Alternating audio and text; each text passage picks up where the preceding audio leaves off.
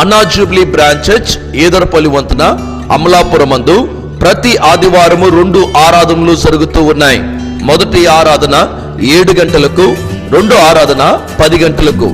మీరు మరియు మీ కుటుంబము కలిసి వచ్చి దేవుని యొక్క ఆశీర్వాదకరమైన వర్తమానాలను, దేవుని యొక్క దీవెనలు మీరు పొందుకోవాలని ప్రేమతో మిమ్మల్ని ఆహ్వానిస్తూ ఉన్నాం. ఈ ఆరాధనలో అభిషేకము ద్వారా నింపబడి రెవరెండ్ ఎర్నెస్ట్ నాథముడి గారు దేవుని యొక్క వర్తమానాలు అందించారు. నేటి రాత్రి మనము దేవుని యొక్క వాక్యాన్ని మనము ధ్యానిద్దాం.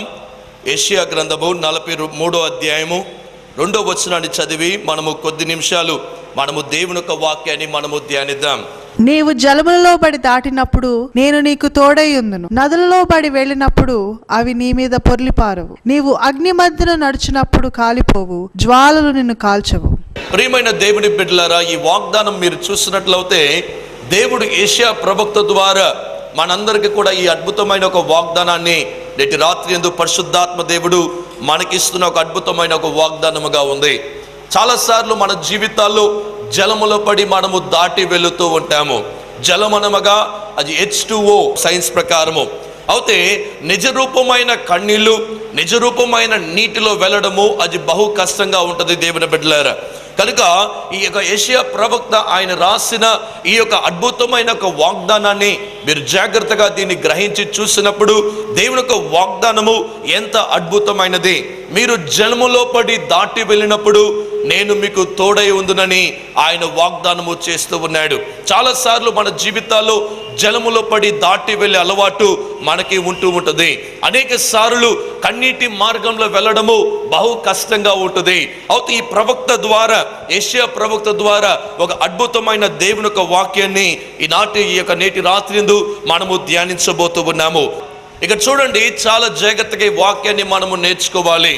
మనము జలములో పడి దాటి వెళ్ళినప్పుడు నేను నీకు తోడై ఉందును, నదుల్లో పడి మనం వెళ్ళినప్పుడు అది మన మీద పారవు అని దేవుని యొక్క అద్భుతమైన ఒక వాగ్దానాన్ని నేటి దినమందు మనము చూస్తూ ఉన్నాము. మన జీవితాల్లో చాలా సార్లు మన జీవితాల్లో వస్తున్న అనేక కన్నీళ్ళు, అనేక బాధలు, అనేక వేదనలు ఇవన్నీ కూడా ఎలాగుంటాయంటే నా జీవితంలో ఏంటో ఎప్పుడు కూడా నేను కన్నీటి మార్గంలో వెళుతూ ఉన్నాను. ఏ వైపు చూసినా నా చుట్టూ ముళ్ళు లాంటి జీవితము కలిగి ఉన్నాను. ముళ్ళు పక్కనుంటే బాగుంటుందా? ఇలాగన్నా గుచ్చుకుంటాయి, ఇలాగన్నా గుచ్చుకుంటాయి. మన చుట్టూ కూడా కొన్నిసార్లు ముళ్ళు లాంటి నీటి మధ్యలో మనము జీవిస్తూ ఉన్నాము. అందుకని ఈ యొక్క యెషయా ప్రవక్త ద్వారా పరిశుద్ధాత్మ దేవుడు ఆయన మనతో మాట్లాడుతూ ఉన్నాడు. దేవుని బిడ్డలారా, 2వ సామెతల గ్రంథము 22వ అధ్యాయము 17-18 వచనాలు ఒకసారి మనము చదివి చూసినట్లయితే, ఉన్నత స్థలముల నుండి చెయ్యి చాపి ఆయన నన్ను పట్టుకొని మహాజలరాశులలో నుండి తీసెను. బలవంతులకు పగవారు, నన్ను ద్వేషించువారు నాకంటే బలిష్ఠులై ఉండగా వారి వశం నుండి ఆయన నన్ను రక్షించెను. ఆయన మనల్ని నీటిలో నుంచి తీసే దేవుడుగా ఉన్నాడు. ఈ లోకంలో ఉండే వ్యక్తులు ఎలాగుంటారంటే, నువ్వు సంతోషంగా ఉన్నప్పుడు నీతో వస్తారు, నువ్వు చాలా డబ్బు గల్లోడుగా ఉన్నప్పుడు నీతో వస్తారు, నువ్వు ఆనందంగా ఉన్నప్పుడు నీతో వస్తారు, నీకు అన్ని సమకూర్చి అన్ని కూడా క్షేమంగా ఉన్నప్పుడు నీతో వస్తారు. కానీ నువ్వు కష్ట మార్గాల్లో వెళ్ళేటప్పుడు, ఆ యొక్క అప్పుల బాధలు నువ్వు బాధపడుతున్నప్పుడు, నువ్వు కన్నీటి మార్గంలో వెళ్ళేటప్పుడు ప్రజలు నిన్ను చూసి చూడకున్నట్టుగా ఉంటారు. ఉద్యోగం ఉన్నప్పుడు ఒకలాగా ఉంటారు, ఉద్యోగం లేనప్పుడు ఇంకొకలాగా ఉంటారు ఈ ప్రజలు. అయితే మన దేవుడు మనము నదుల్లో పడి పారి వెళ్ళిపోతున్నప్పుడు, లేకుంటే జలములో మనము దాటి వెళ్ళేటప్పుడు ఆయన మనకి ఎప్పుడు కూడా తోడుగా ఉంటానని ఒక గొప్ప వాగ్దానము చేసిన ఒక ఉన్నతమైన దేవుణ్ణి మనము ఆరాధిస్తూ ఉన్నాము. దేవుని బిడ్డలారా, ఆయన ఎప్పుడు కూడా మనకి తోడుగా ఉంటాడని వాగ్దానము చేస్తూ ఉన్నాడు. ఆయన మనల్ని విడవడు, ఎడబాయుడని చెప్పిన గొప్ప దేవుణ్ణి మనము ఆరాధిస్తూ ఉన్నాము. ఆయన ఎప్పుడు కూడా మనకి తోడుగా ఉన్నాడు. అందుకని దేవుని యొక్క వాక్యములో మీరు చూసినట్లయితే, తల్లిదండ్రులు మరిచినను నేను నిన్ను మరవనని ఒక అద్భుతమైన ఒక వాగ్దానమని దేవుడు ఆ కీర్తనలు 27వ కీర్తన 10వ వచనంలో తెలియచేస్తూ ఉన్నాడు. తల్లిదండ్రులు విడిచినను నేను నిన్ను విడవను, ఎడబాయును. తల్లి నిన్ను ఎలాగో చూసుకుంటానో అలాగే నేను తీసుకొని నిన్ను చూస్తానని చెప్పిన ఒక అద్భుతమైన ఒక వాక్యాన్ని మనము చూడొచ్చు. దేవుని బిడ్డలారా, నీటి మధ్యలో వెళ్ళడం అనేది సాధారణమైనది కాదు. మన నీళ్ళు మధ్యలో వెళ్ళేటప్పుడు మనం భుజము కింద ఉంటే పర్వాలేదు, కానీ భుజము పైన నీళ్ళున్నప్పుడు అది బహు కష్టంగా ఉంటుంది. దేవుని బిడ్డలారా, కొన్నిసార్లు మన జీవితాల్లో ఆ యొక్క నీటి మధ్యలో వెళ్ళే అలవాటు ఉంటుంది. కొన్నిసార్లు కష్టాలు ఎలాగుంటాయంటే మన కన్నీళ్లు ఆగలేని పరిస్థితుల్లో ఉంటాయి. కనుక దేవుని బిడ్డలారా, నేటి రాత్రి యందు నువ్వు ఎలాంటి కష్టాల్లో, ఎలాంటి బాధల్లో, ఎలాంటి శ్రమల్లో ఉన్నా పర్వాలేదు, కానీ నేను నీకు తోడుగా ఉన్నానని చెప్పిన ఒక గొప్ప వాగ్దానాన్ని నేటి రాత్రి యందు మనము ధ్యానించబోతూ ఉన్నాము. బైబిల్ గ్రంథములో చాలా విషయాల్లో నీటి గురించి మనము చూస్తాము. నీటి మధ్యలో వెళ్ళిన ప్రజల్ని చూస్తూ ఉన్నాము. దాంట్లో కొంతమందిని ఈ రాత్రి కాల సమయమందు మనము ధ్యానించబోతూ ఉన్నాము. బైబిల్ గ్రంథములో మొట్టమొదటి వ్యక్తి నీటి మధ్యలో వెళ్ళిన వ్యక్తి ఎవరంటే మోసే అని మనకి తెలుసు. సాధారణంగా మోసే అనే మాటకి అర్థము జలములో నుంచి తీయబడిన వాడని ఆ యొక్క నిర్గమకాండము ఆ యొక్క 2వ అధ్యాయము 10వ వచనంలో రాయబడి ఉంది. నీటి నుంచి తీయబడిన వాడు, అందుకని మోసే అని పేరు పెట్టారు. నూతనమైన రాజు వచ్చినప్పుడు యోసేపు గురించి తెలియని పరిస్థితిలో ఉన్నప్పుడు ఏమైందంటే ఈ యొక్క ఇశ్రాయేలు ప్రజల్ని వాళ్ళు హింసించడము ప్రారంభించారు. సైతాను మనము బాగున్నప్పుడు, మనం ఎదుగుతున్నప్పుడు, ఆత్మీయ జీవితంలో మనం ఆశీర్వాదకరంగా ఉన్నప్పుడు అనేక విధాలుగా సైతాను మనల్ని పాడు చేయడానికి ప్రయత్నము చేస్తుంది. సైతాను ఒక అల్టిమేట్ గోల్ ఏం తెలుసా? మన జీవితాల్ని పాడు చేయాలని. సైతాను తను ఎప్పుడు కూడా గర్జించే సింహం వలె మన జీవితాల్ని ఎలాగూ పాడు చేయాలి, మనకు క్రైస్తవ జీవితం లేకుంటే విశ్వాస జీవితం లేకుంటే ఆత్మీయ జీవితాన్ని పాడు చేయాలని అనేక రూపాలుగా ప్రయత్నము చేస్తూ ఉంటుంది. సైతాన్ ఏమి చేసిందంటే ఈ ఫరో రాజులోకి వెళ్ళి ఈ యొక్క ఇశ్రాయేలు ప్రజల్ని నాశనము చేయాలనే తలంపు సైతానుకి కలిగి ఉన్నది. దేవుని బిడ్డలారా, అందుకని ఆ నూతనముగా వచ్చిన రాజు వెంటనే ఇశ్రాయేలు ప్రజల యొక్క సంఖ్య పెరిగిపోతూ ఉందని ఎరిగి, వాళ్ళు బలవంతులుగా మారిపోతున్నారని ఎరిగి, వెంటనే ఇశ్రాయేలు ప్రజల యొక్క బిడ్డలు పుట్టబోతున్న ప్రతి బిడ్డని చంపివేయమని చెప్పి ఆజ్ఞాపించాడు. వాళ్ళందరినీ, చంటి బిడ్డల్ని, చిన్న బిడ్డలందరినీ కూడా నదులలో పడేసేయండి అని చెప్పినప్పుడు ఆనాడు అనేక బిడ్డలు చనిపోయారనే సత్యాన్ని మీరు ఎరగాలి. దేవుని బిడ్డలారా, మీరు నదుల్లో పడి దాటి వెళ్ళినప్పుడు నేను మీకు తోడుగా ఉన్నానని చెప్పిన ఆ ఉన్నతమైన వాగ్దానమని మోసే జీవితంలో మాత్రమే మనము చూడొచ్చు. ఎందుకు మోసే జీవితంలో మనము చూస్తామంటే అపోస్తల కార్యము 7వ అధ్యాయము 20వ వచనంలో చూసినట్లయితే మోసే దేవునికి బహుప్రియుడిగా ఉన్నాడంట. దేవుడు మోసే మీద ఒక ప్రత్యేకమైన ప్రేమని ఉంచాడు. దేవుడు మోసేని ఒక గొప్ప నాయకుడిగా నేను నీవి దీవించాలని, ఒక గొప్ప నాయకుడిగా నేను తనని వాడుకోవాలని దేవుడు తలంచాడని విషయాన్ని మనం ఇక్కడ చూడొచ్చు. దేవుని బిడ్డలారా, ఇక్కడ చూసినట్లయితే అజలగా నిర్గమకాండము 2వ అధ్యాయము 2వ వచనంలో చూసినట్లయితే మోసే బహు అందంగా ఉన్నాడంట. మోసేని చూసినప్పుడు చాలా అందంగా ఉన్నాడని తన తల్లికి, తన కుటుంబం అందరికి కూడా చాలా ఇష్టమైంది. కానీ రాజు ఆజ్ఞకు భయపడలేదని దేవుని యొక్క వాక్యము తెలియచేస్తూ ఉంది. రాజు పెట్టిన ఆ యొక్క ఆజ్ఞని లోబడకునే వాళ్ళు వ్యతిరేకించారని హెబ్రీ పత్రిక 11వ అధ్యాయము 23వ వచనంలో రాయబడి ఉంది. దేవుని బిడ్డలారా, మోసే తల్లి తన తండ్రి గారు ఆ యొక్క రాజు ఇచ్చిన ఆజ్ఞకి లోబడలేదంట. వాళ్ళు దాన్ని ఎదుర్కోవడానికి వాళ్ళు ఏం చేశారంటే ఆ బిడ్డని 3 మాసాలు కాపాడారని హెబ్రీ పత్రిక 11వ అధ్యాయము 23వ వచనంలో రాయబడి ఉంది. 3 మాసాలు కాపాడారు, కానీ ఆ తర్వాత కాపాడలేని పరిస్థితిలో ఉండగా ఒక బుట్ట లాంటిది చేసి ఆ యొక్క మోసేని ఆ యొక్క బుట్టలో పెట్టి ఆ యొక్క నదుల మీద వదిలేసినప్పుడు కొన్నిసార్లు మనకి విరోధమైన చట్టాలు లెగచ్చు. కొన్నిసార్లు ఆఫీస్లో నీకు విరోధమైన చట్టాలు వేస్తారు. నువ్వు ఆదివారము పనికి వెళ్ళకూడదని, ఆదివారం నువ్వు సంఘానికి వెళ్ళకూడదని ఒక నూతనమైన చట్టాన్ని వేస్తారు నీ మీద. కొన్నిసార్లు చూడండి, దేవుని యొక్క ఆత్మీయ జీవితంలో ఎదుగుతున్నామని నీ యొక్క పనులు చేసేదిక్క నీ స్నేహితుల ద్వారా, నీ బంధువుల ద్వారా అన్నీ కూడా అవమానమైన జీవితాలు కలిగి ఉంటారు. దేవుని బిడ్డలారా, కొన్నిసార్లు అలాగనే ఉంటాయి. సంఘానికి వద్దామన్నప్పుడే, సంఘంలో నువ్వు ఆత్మీయ జీవితంలో ఎదుగుతున్నావని తెలిసినప్పుడు, సంఘంలో నువ్వు నాయకత్వంలో ఎదుగుతున్నావని తెలిసినప్పుడు వెంటనే సైతం చెప్తుంది మీ ఆఫీసర్లకి, వీడు చాలా ఎదిగిపోతున్నాడు, వెంటనే వీడికి ఫుల్ స్టాప్ పెట్టాలంటే ఆదివారం కూడా పని ఉందని చెప్పేసేయండి. కొంతమంది నా దగ్గర వచ్చి కంప్లైంట్ చేసే విషయం ఏం తెలుసా? పాస్టర్ గారు ఆదివారం కూడా పనులు పెట్టేశారండి, మాకు ఉదయకాలము 9 గంటల నుంచి 12 గంటల వరకు చేయమంటున్నారు పాస్టర్ గారు, మనకి ఆరాధనలన్నీ కూడా అప్పుడే జరుగుతూ ఉన్నాయి పాస్టర్ గారు. కొంతమంది ఎంత బాధపడుతున్నారు తెలుసా? సైతాను మనకి ఆత్మీయ జీవితాన్ని అణిపివేయడానికి, లేకుంటే ఆత్మీయ జీవితాన్ని ఆర్పివేయడానికి సైతాను అనేక ప్రణాళికలు మన జీవితంలో ప్రయత్నం చేస్తూ ఉంటుంది. దేవుని బిడ్డలారా, మోసే జీవితంలో మోసే తల్లి ఒక ధైర్యముగా రాజుని ఎదుర్కొని చేసింది, కానీ కొంతకాలం వరకు చేసింది, కానీ ఆ తర్వాత చేయలేని పరిస్థితి ఉంది. ఆ నదుల మీద తన బిడ్డని వదిలివేసింది. దేవుడు ఎలాంటి దేవుడు అంటే ఆయన చట్టాల్ని మార్చే దేవుడుగా ఉన్నాడు. మనకి విరోధంగా ఏ ఆయుధము వర్ధిల్లదని చెప్పిన ఒక ఉన్నతమైన దేవుణ్ణి మనము ఆరాధిస్తూ ఉన్నాము. నిన్ను ముట్టిన వాడు నా కంటి పాపని ముడుతున్నాడని చెప్పిన ఒక ఉన్నతమైన వాగ్దానాలు కలిగిన దేవుని యొక్క సత్య వాక్యముని పట్టుకొని మనము జీవించాలి. దేవుని బిడ్డలారా, ఈ జన్మ మీద దాటి వెళ్ళేటప్పుడు మనము చేయాల్సిందంతా కూడా ఈ వాగ్దానాలను పెట్టుకొని, ఈ వాగ్దానాలు చదువుతూ, ఈ వాగ్దానాల ప్రకారము జీవిస్తూ, ఈ వాగ్దానాల మీద ఆధారపడుతూ ఉన్నప్పుడు దేవుడు ఒక నూతనమైన కార్యాన్ని ఆయన మీ పట్ల చేసే దేవుడుగా ఉన్నాడు. అక్కడ తర్వాత చూసినట్లయితే దేవుడు ఆ యొక్క స్థలములో సరిగా ఆ యొక్క మోసే తల్లి తన బిడ్డని వదిలివేసి వచ్చినప్పుడు దేవుడు కరెక్ట్గా ఆ యొక్క ఫరో కుమార్తెని అక్కడ స్నానము చేస్తూ ఉండగా మనము చూడొచ్చు. దేవుని బిడ్డలారా, సరిగా ఈ యొక్క బిడ్డ అక్కడికి వెళ్ళడము, వెంటనే ఆ బిడ్డని తీసుకోవడము, ఆ యొక్క బిడ్డని తీసుకుంటూనే వెంటనే తన సొంత తల్లిని పిలిపించి ఆ బిడ్డని నా కొరకై పెంచమని రాయబడి ఉంది. ఆ యొక్క ఫరో కుమార్తె అంటుంది, ఈ బిడ్డని నా కొరకు పెంచుము అని. ఒక వయసు వచ్చినప్పుడు ఆ బిడ్డని పెంచి ఫరో కుమార్తె దగ్గర వచ్చి వదిలివేసినప్పుడు ఆ బిడ్డని చూసి ఈయనకి మోసే అని పేరు పెడదామని నిర్ణయం చేసుకున్నది. కాబట్టి దేవుడు మనకిచ్చిన బిడ్డల్ని కొంతకాలం మనము పెంచి మరలా దేవుని కొరకు ఆ బిడ్డల్ని ప్రతిష్ఠ చేసుకోవాలి.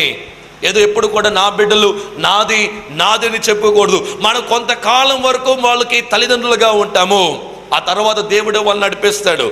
కాబట్టి కొంతకాలం వాళ్ళు ఉంటారు. ఆ కొంతకాలంలో నువ్వు దేవుని యొక్క వాక్యము ప్రకారము దేవుని యొక్క భయభక్తుల బిడ్డని పెంచినట్లయితే వాళ్ళు తొట్టిల్లరు అని దేవుని యొక్క వాక్యము తెలియచేస్తూ ఉంది. వెంటనే మోసే ఆ యొక్క రాజు ఇంట్లో ఎదగడము, రాజు భోజనము భోంచేయడము, రాజు ఇంటిలో ఎలాంటి జ్ఞానవంతులు ఉంటారంటే అక్కడ గొప్ప గొప్ప విజ్ఞానులు వచ్చేవారు, వాళ్ళు నేర్పించే పాటలన్నీ నేర్చుకున్నాడు. ఒక సాధారణమైన ఇబ్రియుడు ఒక గొప్ప రాజు ఇంట్లో ఎదగడము, రాజు ఇంట్లో భోంచేయడము, రాజు ఇంటిలో మంచి టీచింగ్ నేర్చుకోవడము ఎంత గొప్ప భాగ్యం అని ఆలోచించి చూసారా? దేవుడు మనల్ని కొన్నిసార్లు మనకి విరోధంగా చట్టాలు వచ్చినప్పుడు, మనకి విరోధంగా ఆజ్ఞలు వచ్చినప్పుడు ఆ ఆజ్ఞల్ని మనకి తగినట్టుగా దాన్ని మార్చేస్తాడు దేవుడు మనకి. చూసారా? దేవుడు కొన్నిసార్లు ఏంటి దేవా నా జీవితంలో ఇన్ని కష్టాలు పంపించావు, దేవా ఎందుకు ఇలాంటి చేసావు అన్నప్పుడు దేవుడు ఏమంటాడు తెలుసా? ఈ కష్టాల ద్వారా నేను నీకు సుఖాన్ని చూపిస్తానని ఆయన తెలియపరిచే దేవుడిగా ఉన్నాడు.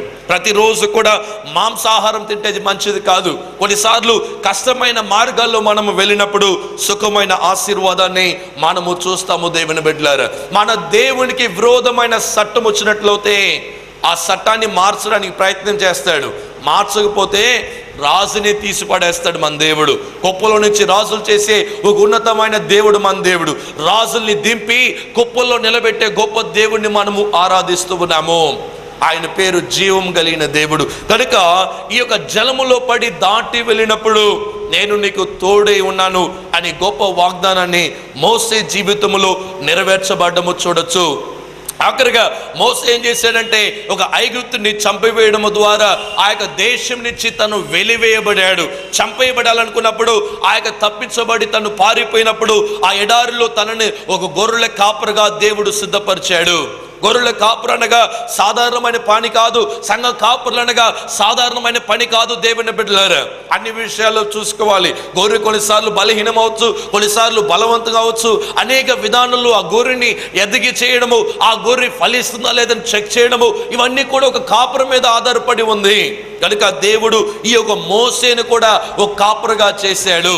ఎందుకంటే చిన్న దాంట్లో నమ్మకమైన దాసుడా నేను పెద్ద దాంట్లో నమ్మకస్తుడిగా ఉంచుతానని చెప్పి దేవుడు మొట్టమొదటిగా ఈ మోసేకి ఒక మందని దేవుడు ఇచ్చాడు.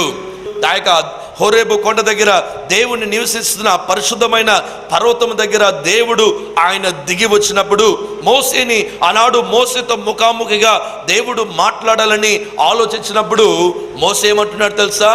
దేవుడు అన్నాడు, మోసే మోసే నువ్వు నా దగ్గరికి రానప్పుడు, జోళ్ళు వేసుకు వెళ్ళినప్పుడు జోళ్ళు విప్పేసి నువ్వు నా దగ్గరికి రా, నేను నివసిస్తున్న స్థలము అది పరిశుద్ధ స్థలము అని చెప్పి వెంటనే మోసే అక్కడికి వెళ్ళినప్పుడు దేవుడు అంటాడు, మోసే నా యొక్క ప్రజలైన ఇశ్రాయేలు ప్రజలు వాళ్ళు బహు బాధలో ఉన్నారు, బహు కష్టంగా ఉన్నారు, వాళ్ళు ఎన్నో శ్రమలు పడుతున్నారు, వాళ్ళని విడిపించడానికి ఏ ఇంటిలో అయితే నిన్ను వెలివేయబడావో, ఏ ఇల్లు అయితే నిన్ను చంపేయాలనుకుంటున్నారో ఆ ఇంటికి నువ్వు వెళ్ళాలి. ఆ ఇంటిలో ఉన్న ఆ యొక్క రాజు దగ్గర నువ్వు మాట్లాడి ఆ ప్రజలందరినీ కూడా నువ్వు విడిపించాలని దేవుడు తెలియచేయగా మోసే ఏమంటున్నాడు తెలుసా? ఎందుకు దేవా నన్నే ఎన్నుకున్నావు? నేను సాధారణమైన ఒక వ్యక్తిని. ఆరోన్ని నువ్వు ఎన్నుకోవచ్చు కదా, లేకపోతే వేరే వ్యక్తిని ఎన్నుకోవచ్చు కదా. ఎందుకు ప్రభువా నన్ను ఎన్నుకున్నావు? ఎందుకు ప్రభువా నన్ను ఎన్నుకున్నావు అని చెప్పాడు. ఆయనను నీ ప్రజల దగ్గర వెళ్ళి నిలబడినప్పుడు నేను ఏమని చెప్పాలో ప్రభువా ఆ మాట అన్నప్పుడు వెంటనే ఆయనకి ధైర్యం వచ్చింది. ఇంకనూ ప్రభా ఆ ప్రజలు నేను నీ దగ్గర నుంచి వచ్చానని ఎలాగో నమ్ముతారన్నప్పుడు వెంటనే మోసే నీ చేతులు ఏముందన్నప్పుడు కర్ర ఉంది ప్రభా, దాన్ని వేయనప్పుడు అది సర్పముగా మారింది. ఆ సర్పాన్ని చూసి మోసే పారిపోతూ ఉండగా దేవుడు అన్నాడు, సర్పము ఒక తోలకని పట్టుకో మోసే అన్నప్పుడు ధైర్యం తెచ్చుకొని పట్టుకున్నప్పుడు మరలా కర్రగా మారింది. మన దేవుడు ఆయన ఎంత గొప్ప దేవుడు అంటే మోసే వద్దని దూరం వెళ్ళే కొలది దేవుడు తనని వెతుకుతూ తనని నడిపించిన ఒక ఉన్నతమైన దేవుణ్ణి ఆయనని మనము ఆరాధిస్తూ ఉన్నాం. దేవునికి స్తోత్రం, హల్లెలూయా. కొన్నిసార్లు మన జీవితాలు అలాగనే ఉంటాయి. ఎందుకు ప్రభువా నేను పాత జీవితమే బాగున్నది, నీతో వచ్చి ఏం లాభం ఉంది, నీ దగ్గరికి వచ్చి ఏముందని కొన్నిసార్లు కష్టాల మీద కష్టాలు వచ్చినప్పుడు దేవుడు ఎక్కడున్నాడు, నాకు ఏమి మేలు చేశాడని కొన్నిసార్లు మనము బాధపడుతూ ఉంటాము. అయితే దేవుడు ఆ హోరేబు పర్వతం మీద మోసేని ఎన్కౌంటర్ చేయడానికి ఆయన అక్కడికి తోడుకొని వచ్చాడనే సత్యాన్ని మనము చూడొచ్చు దేవుని బిడ్డలారా. ఇక హెబ్రీ పత్రిక 13వ అధ్యాయము 2వ వచనంలో మనము చూసినట్లయితే మోసే తన ఇంటికి అంతటికీ ఆయన మంచి యజమానుడిగా, ఆయన పనిలో అన్నిటిలో కూడా నమ్మకస్తుడిగా ఉన్నాడని దేవుని యొక్క వాక్యము తెలియచేస్తూ ఉంది. మన దేవుడు కొన్నిసార్లు కష్టాల మధ్యలో మనం వెళ్ళినప్పుడు ఆయన మనల్ని ఎత్తి పట్టుకొని నడిపించే దేవుడుగా ఉన్నాడు. కష్టాల్లో వదిలివేసే దేవుడు కాదు, కష్టాల మధ్యలో పారిపోయే దేవుడు కాదు. అందుకని ఆయన అనేది, నువ్వు జలములు బడి దాటి వెళ్ళినప్పుడు నేను నీకు తోడే ఉన్నాను. ఆ నదుల మధ్య నువ్వు వెళ్ళినప్పుడు ఆ నదులు నీ మీద పొరలి పారవనే ఒక గొప్ప వాగ్దానాన్ని మనము చూస్తూ ఉన్నాము దేవుని బిడ్డలారా. ఆ యొక్క కీర్తనల గ్రంథము 78వ అధ్యాయము 14వ వచనంలో మీరు చూసినట్లయితే ఆయన కొన్నిసార్లు మనల్ని మేఘాల మధ్యలో మేఘ స్తంభములో నడిపిస్తాడు, కొన్నిసార్లు అగ్ని స్తంభములో నడిపిస్తాడనే వాగ్దానాన్ని మనము అక్కడ చూడొచ్చు. దేవుని బిడ్డలారా, ఈ యొక్క ఇశ్రాయేలు ప్రజల్ని దేవుడు 10 అద్భుతమైన కార్యాలు ఐగుప్తు దేశంలో చేసి ఇశ్రాయేలు ప్రజల్ని బయటికి వెళ్ళేటప్పుడు ఇశ్రాయేలు ప్రజలకి దేవుని దయలో నందు వాళ్ళు మనుషుల దయలో వర్ధిల్లారంట. ఇశ్రాయేల్ ప్రజలు బయటికి వెళ్ళేటప్పుడు ఆ యొక్క ఐగుప్తులంతా కూడా వాళ్ళ దగ్గర ఉన్న ఆస్తులంతా కూడా ఇశ్రాయేల్ ప్రజలకు ఇచ్చారని దేవుని యొక్క వాక్యము తెలియచేస్తూ ఉంది. మన దేవుడు మనుషుల దయని మనకిచ్చే దేవుడుగా ఉన్నాడు. మీరు పనిచేసే దగ్గర మీకు శాలరీ ఇంకా పెరగలేదని బాధపడుతున్నారా? దేవుడు మనుషుల దయనిస్తాడు. నీ యజమానుడి దగ్గర దేవుడు కనికరించి నిన్ను ఆశీర్వదించే దేవుడుగా ఉన్నాడు. దేవుని బిడ్డలారా, నువ్వు ఆధారపడాల్సిన ఒకే ఒక గ్రంథం ఏంటంటే అది జీవ గ్రంథం అనే సత్యాన్ని మీరు ఎప్పుడు కూడా మర్చిపోకూడదు దేవుని బిడ్డలారా. అది మాత్రం కాదు, ఈ మోసే జీవితంలో నిర్గమ కాండము 14వ అధ్యాయము 13వ వచనంలోకి మీరు వచ్చినప్పుడు అక్కడ చూసినట్లయితే మోసేకి ముందుగా ఎర్ర సముద్రం ఉంది, మోసే వెనక ఏముంది? ఆయన ఫరో యొక్క సైన్యము పరిగెట్టుకుని వస్తూ ఉన్నారు. మోసేని తన జనాన్ని చంపివేయడానికి, వాళ్ళని నాశనపరచడానికి రాజు తన ప్రజలు పరిగెట్టుకుని వస్తున్న సత్యాన్ని మీరు చూడొచ్చు దేవుని బిడ్డలారా. దేవుని యొక్క వాక్యము అది మారని సత్యముగా ఉంది. మోసేతో ఉన్న ప్రజలందరూ కూడా సలుగుతున్నారు, మోసే మాకు ఐగుప్తు దేశంలో సమాధులు లేవని నువ్వు ఇక్కడికి తోడుకొని వచ్చావా? వెనక చూస్తే ఫరో దేశ యొక్క సైన్యం వస్తుంది, ఎదురు చూస్తే ఎర్ర సముద్రం ఉంది. మోసే ఏమి చేయబోతున్నావు? మోసే మమ్మల్ని నడిపిస్తానన్నావు. ఆ యొక్క ఉన్నతమైన దేవుడు నేనే అని చెప్పిన ఉన్నతమైన దేవుని మాటని ప్రకారము నువ్వు వచ్చావు. ఈనాడు నువ్వు ఏమి చేయబోతున్నావు మోసే? కొన్నిసార్లు అలాగనే ఉంటాయి, మనకి ముందుగా ద్వారాలు లేకుండా ఉంటాయి, మన వెనక ద్వారాలు లేని పరిస్థితుల్లో ఉంటాము. ఆలోచించి చూడండి దేవుని బిడ్డలారా, వాటి మధ్యలో దేవుడు మార్గాన్ని సరళపరిచే దేవుడిగా ఉన్నాడు. ఆయన ఎడారులో మార్గాలు తయారు చేసే దేవుడిగా ఉన్నాడు. ఆయన ఎడారులో జీవ ఓటుని ఆయన తయారు చేసే ఒక ఉన్నతమైన దేవుణ్ణి మనము ఆరాధిస్తూ ఉన్నాము దేవుని బిడ్డలారా. ఆ తర్వాత మీరు చూసినట్లయితే, జాగ్రత్తగా చూసినట్లయితే, దేవుడు అంటాడు, దేవుడి దగ్గర వెళ్ళి మోసే ప్రార్థన చేస్తాడు. కష్టాలు వచ్చినప్పుడు ప్రజల దగ్గరికి వెళ్ళొద్దండి, కష్టాలు వచ్చినప్పుడు ప్రజల దగ్గర చేయి చాపొద్దండి, ప్రజలతో మాట్లాడొద్దండి. మీరు చేయాల్సినంత కూడా మీ కష్టాల్లో, మీ బాధల్లో, మీ శ్రమల్లో, మీ కన్నీటిలో ఆ ఉన్నతమైన దేవుని వైపు మాత్రమే చూడాలి. మనుషుడి వైపు వెళ్తే ఏమంటారు తెలుసా? ఏమంటారంటే, నా దయ లేకుంటే, నేను వాడికి సహాయం చేయకుంటే వాడి స్థాయికి రాలేడు అంటారు. దేవుని యొక్క దయ లేకుంటే ఆ వ్యక్తి ఇవ్వలేడు. దేవుని యొక్క దయ లేకుంటే ఆ వ్యక్తి కూడా ఆశీర్వాదం పొందుకోలేడు. ఆ విషయాన్ని వాళ్ళు మర్చిపోతారు. చాలాసార్లు అంటారు, నేను లేకుంటే వాడు రోడ్ల మీద ఉండు, నేను కానీ సహాయం చేయకపోతే వాడు ఎక్కడో కుప్పలో ఉన్ను, నేను సహాయం చేశాను కాబట్టి వాడు ఈ స్థానానికి వచ్చాడంటారు. వాళ్ళు చేసిన సహాయం కాదు, ఆ జీవం కలిగిన దేవుడు పంపించిన సహాయం అనే సత్యాన్ని, వాళ్ళకి పంపించడనే సత్యాన్ని వాళ్ళు మర్చిపోతూ ఉంటారు దేవుని బిడ్డలారా. మోసే ఏం చేశాడు? మనుషులతో ఇంకా మాట్లాడితే వాళ్ళు చిరాకు పడిపోతున్నారని వెంటనే ఆ యొక్క జీవం కలిగిన దేవుని యొక్క సన్నిధానంకి వచ్చి, దేవా, ఈ యొక్క నా యొక్క ఎర్ర సముద్రము మా మీద ఉంది, ఏమి చేయాలో ప్రభువా, ఎర్ర సముద్రం మా మీద ఉంది, ఏమి చేయాలన్నప్పుడు దేవుడు ఏమన్నాడు తెలుసా? కర్రని చాపు, నీ ముందుగా నేను వెళ్తూ ఉన్నాను, ఆ ఎర్ర సముద్రంని రెండుగా చీల్చే ఓ గొప్ప దేవుని ఉన్నానని ఆయన వాగ్దానం చేశాడు. ఆ యొక్క కీర్తన గ్రంథము 77వ కీర్తన ఆ 16 నుంచి 20 వచనం వరకు, అజల కీర్తనలు 78వ కీర్తన 14వ వచనంలో చూసినట్లయితే, ఆయన ఎర్ర సముద్రముని రెండుగా చీల్చిన గొప్ప దేవుణ్ణి మనము ఆరాధిస్తూ ఉన్నాం. ఎర్ర సముద్రముని రెండుగా పాయలుగా చీల్చిన దేవుడు చరిత్రములేనే ఈనాడు వరకు సైంటిస్టు ఆలోచించలేని విషయం తెలుసా? నీళ్ళని రెండుగా చేయడము. దేవుని బిడ్డలారా, ఆలోచించి చూడండి. ఆ నీటి మధ్యలో నడుచుకొని వెళుతూ ఉండగా వెనక ఫరో యొక్క సైన్యము కూడా వాళ్ళు కూడా వచ్చేస్తూ ఉన్నారు. చూడండి, వాళ్ళ దేవుడు కూడా నీళ్ళని రెండు పాయలుగా చేశాడు. వాళ్ళ దేవుడు చేయలేదు, కానీ మన దేవుడు దారిని తయారు చేశాడు. అప్పుడన్నా వాళ్ళు మారుతారా? అప్పుడన్నా ఆ యొక్క ఐగుప్తు దేశ ప్రజలు వాళ్ళు మారి ఆ యొక్క జీవం కలిగిన దేవుని ఆరాధిస్తారనే ఒక అవకాశాన్ని దేవుడిచ్చాడనే సత్యాన్ని మీరు మర్చిపోకండి. హల్లెలూయా, హల్లెలూయా. ఆ తర్వాత ఏమైంది? ఈ యొక్క ఇశ్రాయేలు ప్రజలు ఆ ఎర్ర సముద్రం దాటి వచ్చారు, కానీ ఫరో సైన్యం అంతా కూడా ఆ నీళ్ళలో కొట్టుకొని వెళ్ళి వాళ్ళు చనిపోయారని చరిత్రము తెలియపరుస్తూ ఉంది. దేవుని బిడ్డలారా, నువ్వు జలమబడి దాటి వెళ్ళినప్పుడు నేను నీకు తోడై ఉంటాననే వాగ్దానము అది నిజమైన సత్యం అండి. ఆయన మనకి తోడై ఉన్న దేవుడు. ఆయన విడిచిపెట్టేదే, ఆయన మనల్ని విడిచిపెట్టి వెళ్ళిపోయే దేవుడు కాదు. కొన్నిసార్లు నువ్వు మాట్లాడే మాటలు, కొన్నిసార్లు నువ్వు బాధపడే మాటలు, కొన్నిసార్లు దేవుడిని విడిచిపెట్టాలన్నా కూడా ఆయన హస్తము నీకు తోడుగా ఉంది. ఒకసారి అలాగనే యేసు ప్రభు వారు ఆయన నీటి మీద నడుచుకుంటూ వస్తున్నప్పుడు పేతురు చూసన్నాడు. వెంటనే పేతురు చూసి, యేసయ్యా, నేను కూడా నీ దగ్గరికి వస్తానన్నారు. శిష్యులంతా ఏం చేశారు? ఈ యొక్క ఓడలేనే ఉన్నారు. పేతురు మాత్రం ఓడ దిగి వెళ్ళిపోతూ ఉన్నాడు. వెంటనే పేతురుని చూసి ఆ శిష్యులు అన్నారు, పేతురు, పేతురు, ఎందుకు అవసరపడుతూ ఉన్నావు? యేసయ్య మన మధ్యలోకి వస్తాడు కదా, నువ్వెందుకు ఆయన దగ్గరికి వెళ్ళడము? నీటి మీద నడవడం సాధారణమైంది కాదు. యేసయ్య నడవడు కనుక, యేసయ్య నడిచి ఆయన రాగలడు, కానీ మనము నడవలేము పేతురు, మనం నడవలేము, మనం మానవులము.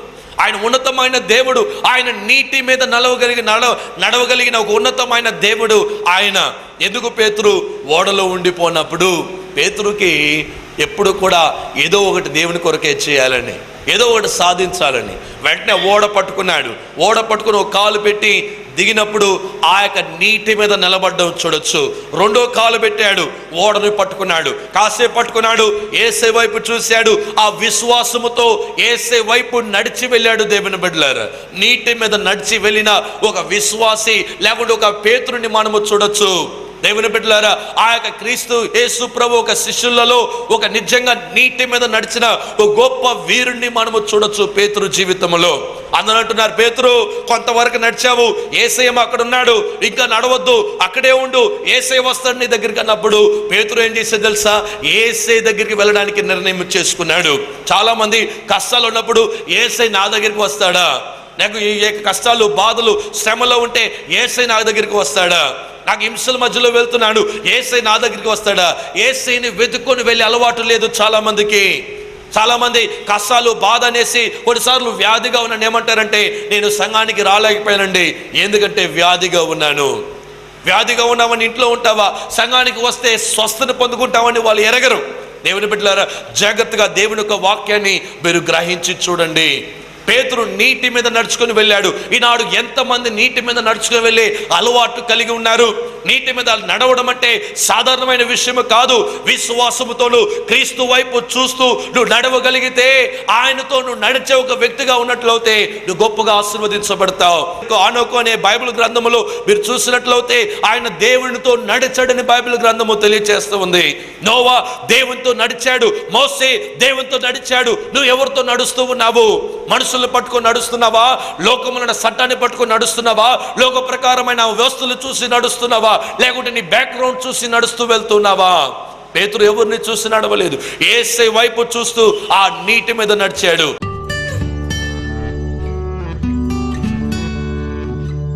యేసయ్యా మీకు వందనాలు. మీ బిడ్డలు ప్రభా మీ దగ్గర ప్రార్థన చేస్తూ ఉండగా, ప్రభా మా గుండా అసాధ్యమైన బోల్డ్ని ఉండొచ్చు, అయితే సమస్తము మీ గుండా సాధ్యం అవుతుందయ్యా. మీరు సాధ్యపరిచే దేవుడుగా ఉన్నావు. మీ బిడ్డలు ప్రభా ఇలాంటి అవసరత గురించి శ్రమమందు ప్రార్థన చేస్తూ ఉన్నారు.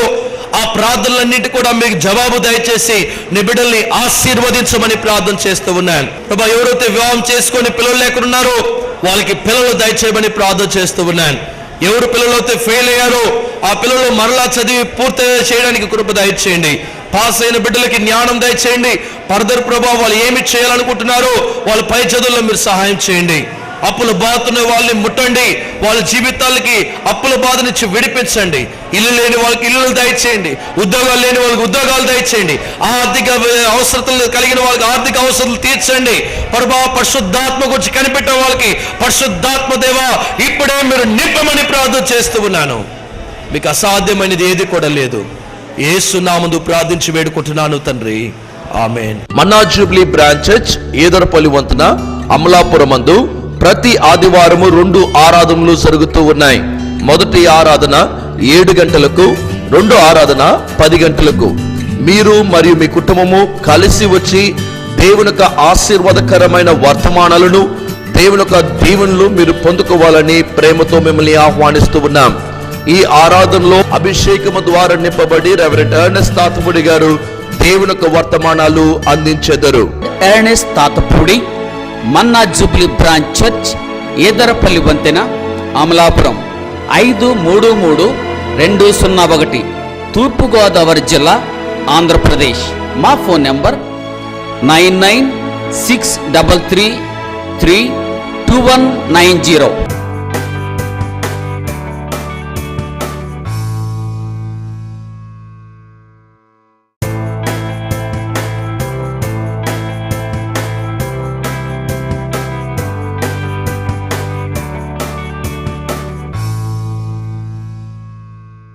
మన్నా జూబ్లీ బ్రాంచ్ చర్చ్, ఈదరపల్లి వంతెన, అమలాపురం మందు ప్రతి ఆదివారము 2 ఆరాధనలు జరుగుతూ ఉన్నాయి. మొదటి ఆరాధన 7 గంటలకు, 2 ఆరాధన 10 గంటలకు. మీరు మరియు మీ కుటుంబము కలిసి వచ్చి దేవుని యొక్క ఆశీర్వాదకరమైన వర్తమానాలను, దేవుని యొక్క దీవెనలు మీరు పొందుకోవాలని ప్రేమతో మిమ్మల్ని ఆహ్వానిస్తూ ఉన్నాం. ఈ ఆరాధనలో అభిషేకము ద్వారా నింపబడి రెవరెండ్ ఎర్నెస్ట్ తాతపూడి గారు దేవుని యొక్క వర్తమానాలు అందించెదరు. ఎర్నెస్ట్ తాతపూడి, మన్నా జూబ్లీ బ్రాంచ్ చర్చ్, ఈదరపల్లి వంతెన, అమలాపురం 533201, తూర్పుగోదావరి జిల్లా, ఆంధ్రప్రదేశ్. మా ఫోన్ నెంబర్ 9963332190.